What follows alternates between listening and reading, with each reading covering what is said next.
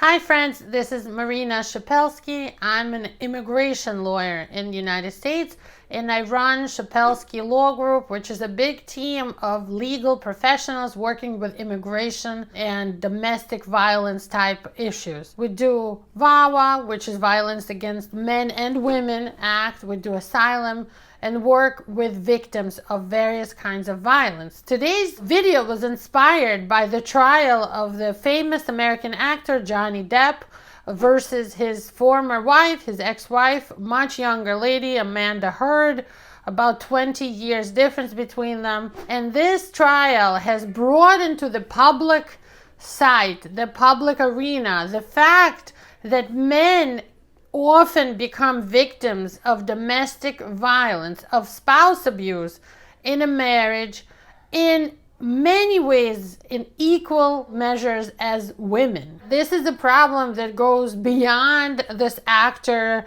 and his life. This is a problem that goes beyond immigration law. This is a pervasive problem in our society that even in today's society, in 2022, men are often ashamed to speak of violence against them, and many men don't even recognize, it doesn't ring a bell for them, that they're being assaulted, being victims of domestic violence until it builds up and it just becomes, explosive and something happens. And I want to talk about statistics. I want to talk about filing for a green card. I want to talk about what is the difference and how it presents itself when men and women are victims of domestic violence, what it looks like, and what are the major problems, why men are less likely to report, to complain about being victims of violence, right? So first of all, they did a lot of studies, and it turns out 1 in every 3 men experiences domestic violence, and sometimes they call it intimate partner violence at some point in their life. It is more accepted in our society for a woman to shove and push a man, sometimes to slap a man, sometimes to just pinch a man, just physically cause discomfort to a man.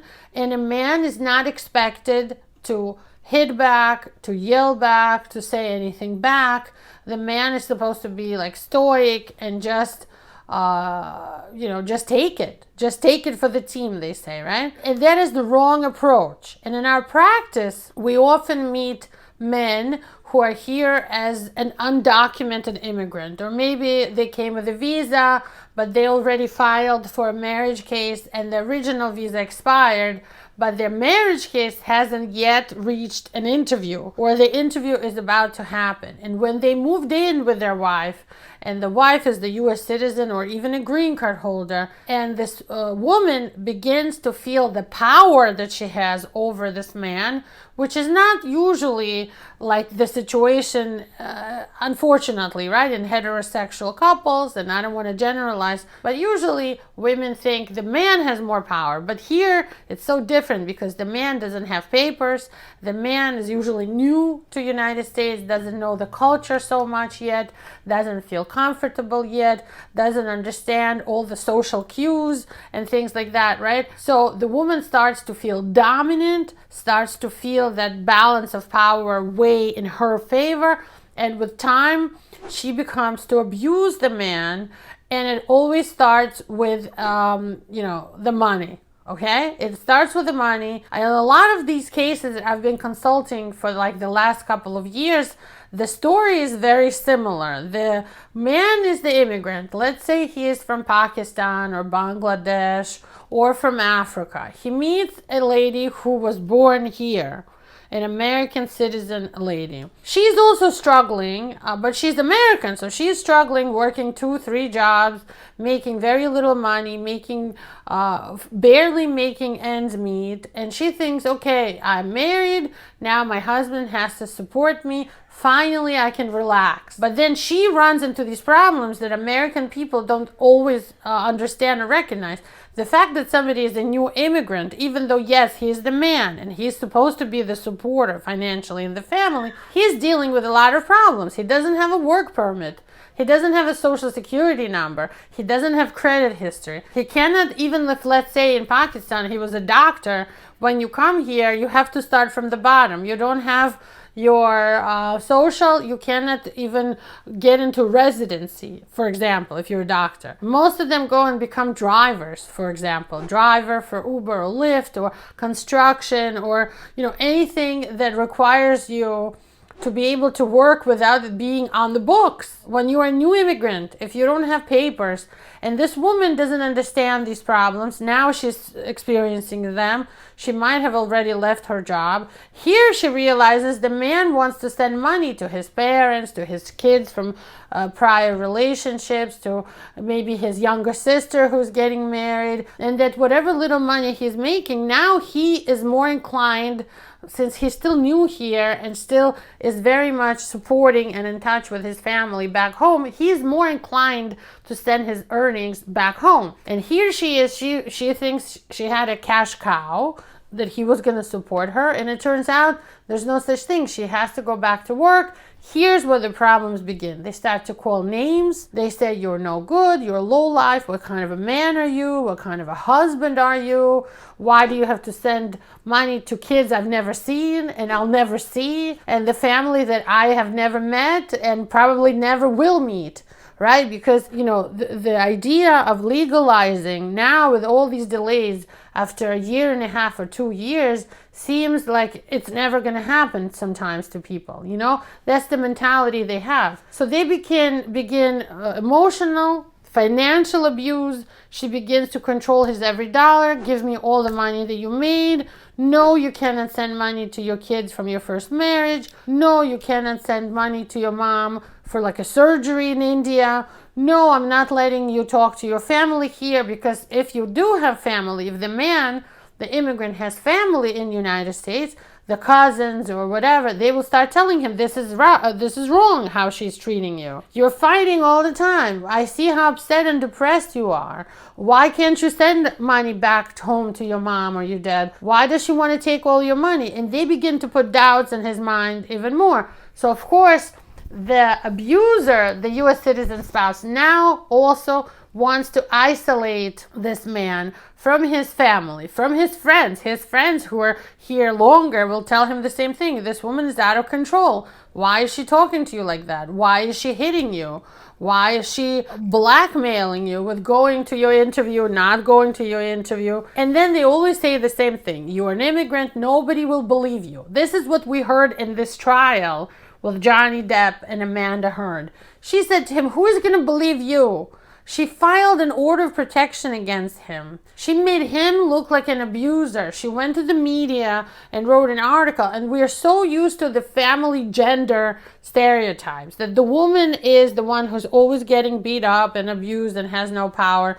But in today's society, that's definitely often not the case. And I will make a separate video about how women get abused. And I'm not trying to belittle or make smaller the problem of women getting abused. I'm a woman and I was abused too in my first marriage, not physically. But anyway, the point is men get abused just like women do. And it is easier for the woman to make the man look like he's the aggressor. Like she will say, I'm going to scratch myself up, and when the cops come, they're going to think you did this to me. Why wouldn't they? And I'm going to tell them that you beat me up, and I'm going to tell them that you abused me, and they're going to put you in jail, and you're going back home. You are getting deported.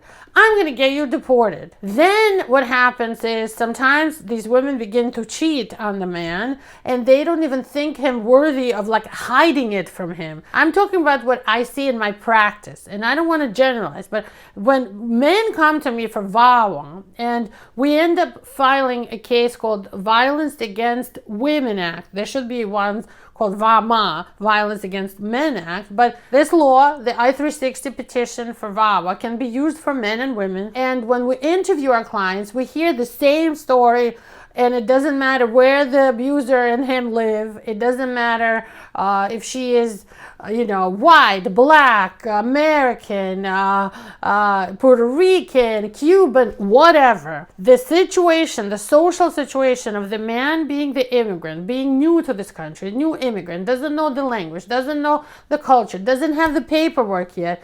It puts the woman in a much higher plane, and she's often will use that against him. She will abuse her status, and it goes through the emotional abuse, name calling, putting him down, always gaslighting him, which means telling him that, oh, when the police come, I'm going to tell them this, this, and that. Lying to the police, threatening him with lying to the police, lying to the authorities. And the immigrant often begins to feel depressed, to feel apathy, to feel suicidal, doesn't have the desire to work or live anymore, feels helpless, feels like this will never end, feels like there's no way out, and often feels like no one will believe me. That's the common theme here. The abuser convinces the male victim that nobody will believe him. And this is what Johnny Depp is talking about. And this is why, he has money, and you have to remember, he's paying for this lawsuit out of his own pocket. He brought this lawsuit to clear his name. A lot of our clients don't have the luxury of money to clear their name. Even sometimes they get falsely arrested by the woman. They don't have money not to just get out of jail kind of lawyer, but then to get a lawyer and sue her for perjury or file a counterclaim against the woman for domestic violence. They don't even have the funds or the knowledge or the energy to do this, So this is where we come in. We can help you do the right thing. We can help you get your rights back. We can help you get your life back. Ask for help. The VAWA case is a long process. It's 3 years. But during this time, you will be legal. You will be non-deportable. You will get a work permit. And you will get a green card. Yes, it's going to take some time and some money. But this is an investment in your entire future and the future of your family. Your children from your first marriage or 2 marriages ago can come and get green cards through this petition as well. You don't need the abuser to sign anything, and she will never know anything. It's a confidential process designed to hide this type of case from the spouse, because they don't want the spouse to kill you, attack you, get you, hurt or do something dangerous to you, because people don't understand how this works. So there's so many benefits to this. Look at what Johnny Depp is doing. I hope you draw some inspiration from him. He is strong. I respect him so much for what he's doing. He's just chipping away at what this woman created, the lies she created about him that caused him to lose roles and career and just be canceled in today's cancel culture, right? He's getting all that back. The social media is on his side, and the government will be on your side when you finally begin to take control of your life and stand up for yourself. We are here to help you. We're a big team of people. We specialize in this kind of work, and we'll be happy to work with you. Thank you for watching. Become a subscriber to our channel and give us a call if you're ready to start a new life of peace and legalizing in this country and working illegally and living here illegally and not being dependent on your abuser for basic rights and privileges. Take care. Bye-bye.